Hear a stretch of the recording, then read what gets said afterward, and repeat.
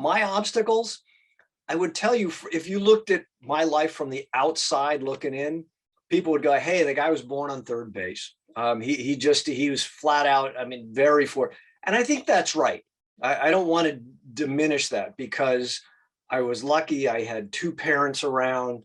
I had what looked like sort of a stable family. But one thing that people don't see from the outside, on my side of the family, we have like a parade of generational alcoholics, and it's just part of the family dynamic. And, we're not Irish, we're not Catholic, and everyone says, okay, that's part of the tradition. Well, that's crap.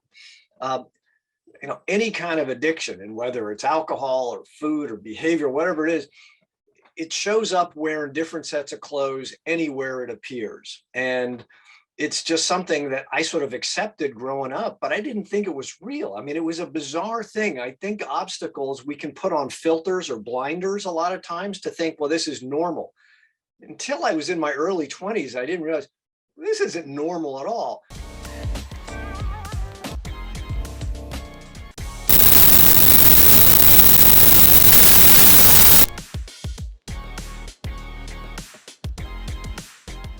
Hey everybody, I'm back with another episode of So What Success Stories.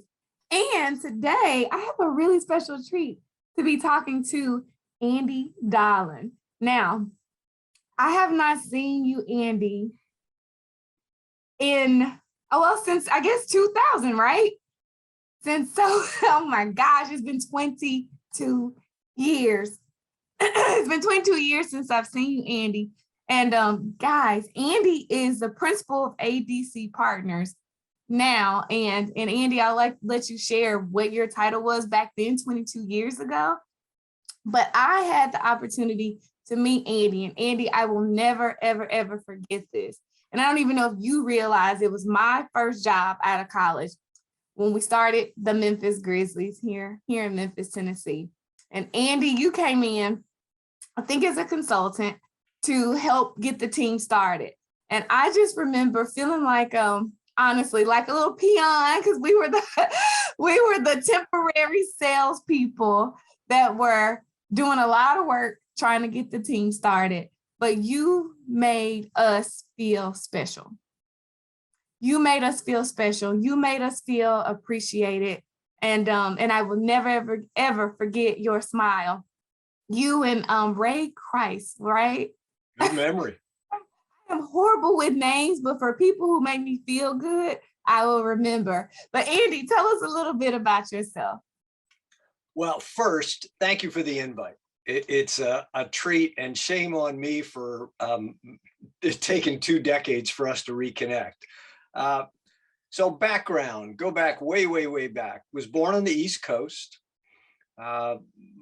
Traditional family many, many decades ago, where my mom was a mom and my dad went off to work every morning.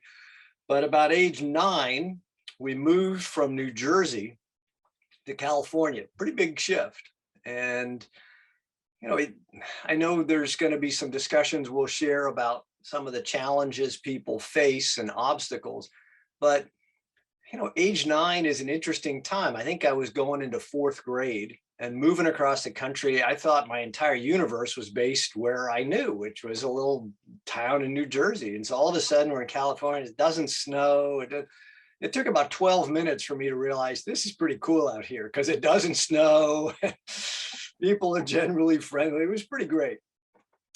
Stayed in California pretty much my whole life. Have been there still in the Bay Area.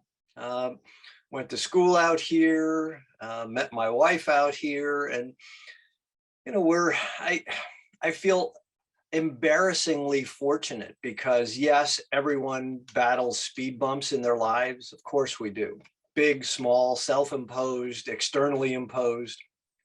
But I'm reminded almost every day that I just got hit by the lucky stick, because meeting people like you and Andy Dallin and Ray Christ and all the folks that personally and professionally I've had a chance to work with, here I am 60 years later, and every day I wake up and I go, okay, there were some challenges, but I feel really lucky. I'm honoring my in-laws. I'm wearing an Auburn hat because Nancy's, all of her family